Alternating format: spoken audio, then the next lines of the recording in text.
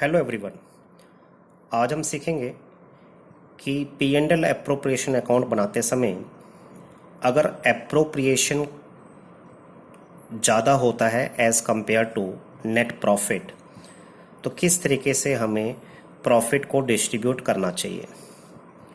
ये मैंने एक क्वेश्चन लिया है जिसमें 3 पार्टनर्स हैं K, Z and P, partners sharing profits in the ratio 5:3:2। Their capitals as on 1 April 2019 means opening capital हमें गिवन है 5,20,000, 3,20,000 and ₹2 lakh respectively. The partnership deed provided as follows. Partnership deed में क्या क्या mentioned है। K and Z each will get salary of ₹24,000 per annum. P will get commission of 2% of sales. Interest on capital is to be allowed at the rate 5% per annum. Interest on drawings is to be charged at the rate 5% per annum. 10% of divisible profit is to be transferred to general reserve. Sales for the year ended 31st March 2020 were ₹50 lakh. Drawings by each of the partners during the year was ₹60,000. आप ध्यान से देखें, drawings each partner की 60,000 दे रखी है लेकिन हमें date नहीं दे रखी।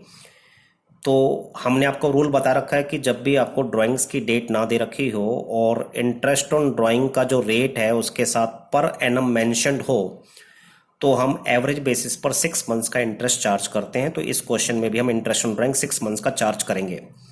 नेट प्रॉफिट हमें दे रखा है फॉर द ईयर 1,55,500 और हमें पी एंड एल अप्रोप्रिएशन को तैयार करने के लिए सबसे पहले नेट प्रॉफिट ही चाहिए होता है। नेट प्रॉफिट हमें गिवन है 1,55,500।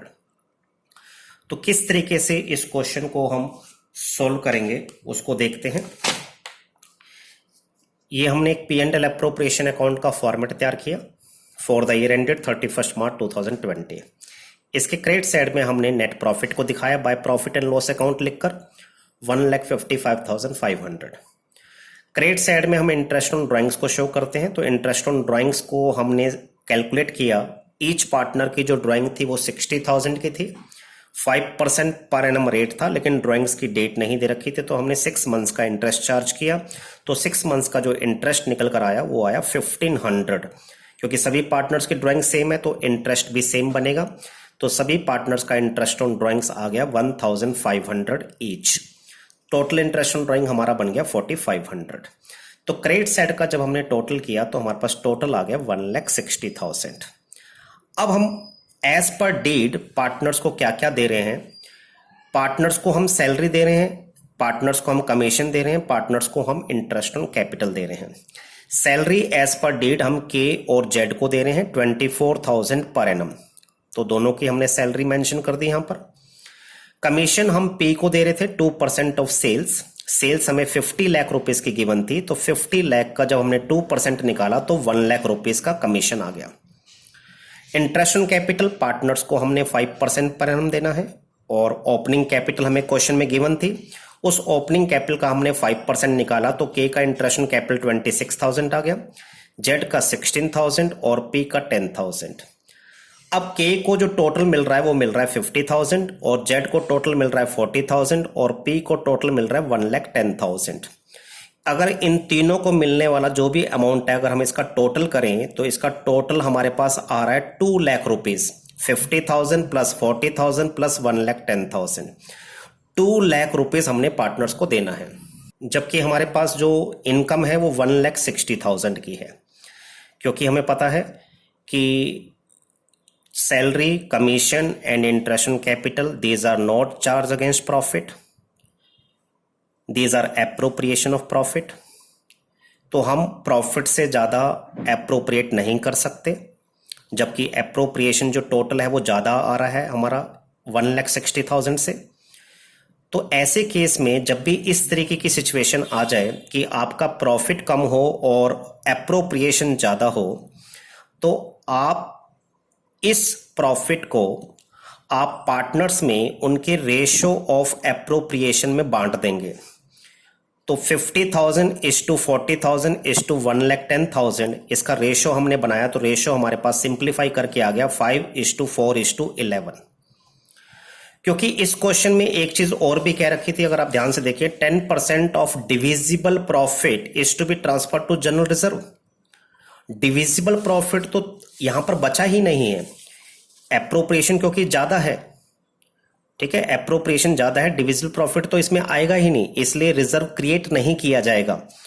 तो ऐसे केस में क्योंकि हमारे पास 1,60,000 का प्रॉफिट है और एप्रोप्रिएशन ज्यादा आ रहा था, तो 1,60,000 को हम उनके ratio of appropriation that is 5:4:11 में डिस्ट्रीब्यूट कर देंगे।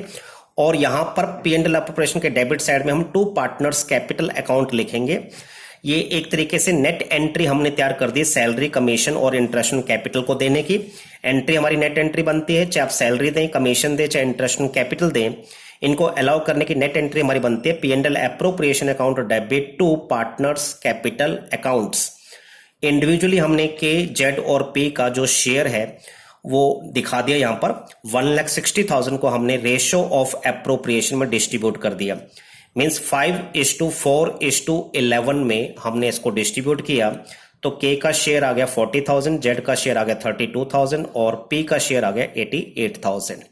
यानी हमने जो एप्रोप्रिएट किया वो अप टू द प्रॉफिट्स किया, प्रॉफिट से ज्यादा एप्रोप्रिएट हम नहीं कर सकते, क्योंकि ज्यादा एप्रोप्रिएट करेंगे तो फर्म लॉस में चली जाएगी। और सैलरी देने से, इंटरेस्ट ऑन कैपिटल देने से, कमीशन देने से कभी भी फर्म को लॉस नहीं हो सकता, क्योंकि ये चार्ज अगेंस्ट प्रॉफिट नहीं है। तो इस केस में आप रेशो ऑफ एप्रोप्रिएशन को यूज करेंगे। तो उम्मीद है बेटा आपको क्लियर हो गया होगा कि जब भी एप्रोप्रिएशन ज्यादा होगा as compare to the profit, तो उस केस में आप रेशो ऑफ एप्रोप्रिएशन को यूज करेंगे। अगर इस क्वेश्चन में अगर हमारे से वो ये कह देता कि आप salary, commission, interest on capital दो, even it involve the firm into loss, means साफ कह देता कि ये चार्ज अगेंस्ट प्रॉफिट है, तो हम पूरा 2 लाख रुपीस का जो सैलरी, कमीशन और इंटरेस्ट ऑन कैपिटल हमारा बन रहा है हम पूरा दे देते। लेकिन उसकी जगह फिर हम पी एंड एल एप्रोप्रिएशन नहीं बनाते, फिर हम प्रॉफिट एंड लॉस अकाउंट बनाते हैं, क्योंकि चार्ज अगेंस्ट प्रॉफिट वाली item profit and loss account में दिखाई जाती है। क्योंकि यहां पर कुछ भी मेंशन नहीं था, तो बाय डिफॉल्ट हम कभी भी सैलरी, कमीशन और इंटरेस्ट ऑन कैपिटल को चार्ज अगेंस्ट प्रॉफिट नहीं मानते, इसको हम एप्रोप्रिएशन ऑफ प्रॉफिट मानते हैं। तो इस तरीके से आप इस क्वेश्चन को सॉल्व करेंगे।